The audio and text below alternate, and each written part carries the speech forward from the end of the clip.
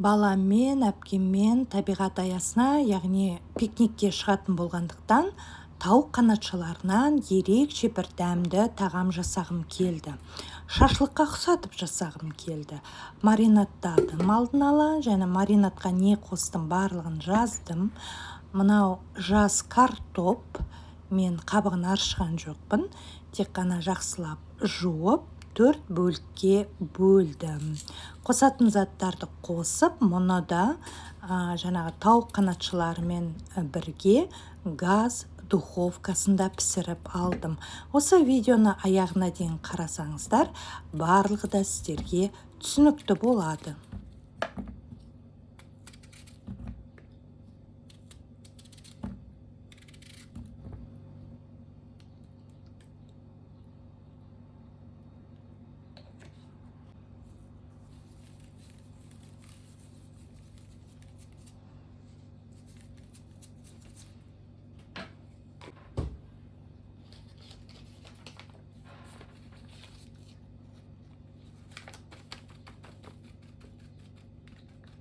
Дәмін келтіру үшін қызыл бұрыш қостым, ал паприканы көбіне жақсы түс беру үшін қосамыз.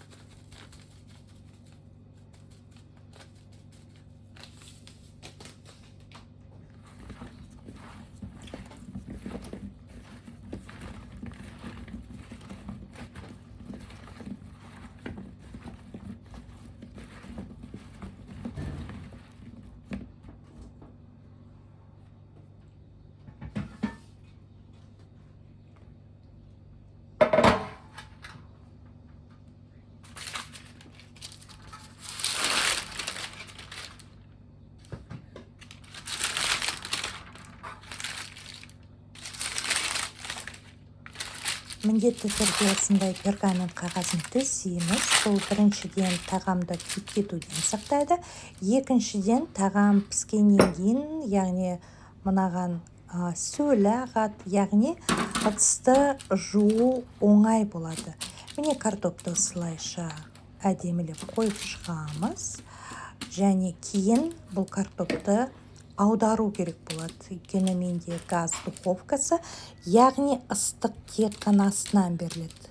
Яғни картоп күйіп, іші шикі болып тұру мүмкін, сондықтан міндетті түрде белгілі бір уақыт өткеннен кейін аударып отырамыз.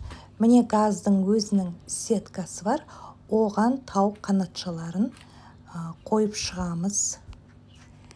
Екеуін пешке, духовкаға бір уақытта саламын. Әрине картоп ертерек піседі.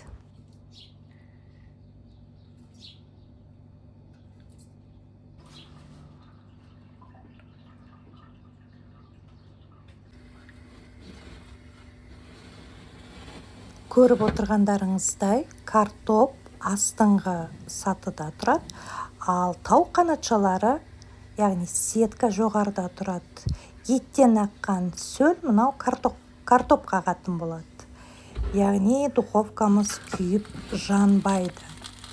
30 минуттан кейін картопты да, етті де аударып шығамыз. Көріп отырғандарыңыздай, мен көрдіңіздер ме? Картоптың асты күйіп жатыр, бірақ беті әлі қатты. Өйткені қайталаймын, бұл газ духовкасы. Тағы бір жарты сағаттан кейін картопымыз пісті.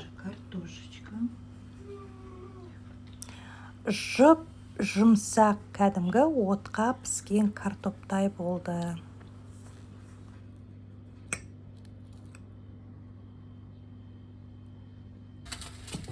Протеинді алмаймыз, өйткені тауық қанатшаларынан әлі де сөл, май ағып жатыр. Протеинге фольга төсейміз, май соған ағады. Соның өзінде күйіп жанып жатыр. Тауық қанатшалары 1,5 сағатта, шамамен 1,5 сағатта пісіп шықты. Өте жұмсақ, дәмді, тіл үйрер тағам болып шықты. Әрине осылай пісіргендіктен үйдің іші мына жерде май ағып жатыр ғой, ол шыжғырылып үйдің іші шамалы түтін болып кетті. Бірақ мына тауық қанатшалары өте дәмді, ерекше болып пісті. Осындай тәсілмен де пісіруге болады екен.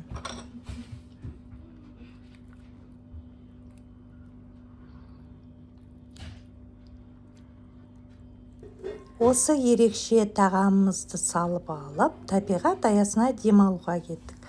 Табиғат аясында біраз демалғаннан кейін өзенге суға түстік, күнге қыздырындық. Бір сөзбен айтқанда, күніміз тамаша өтті. Оған қоса осындай тіл үйрер тағам жедік. Видеоны соңына дейін қарағандарыңыз үшін алғыс білдірем. Лайк қойсаңыздар тіптен риза болам.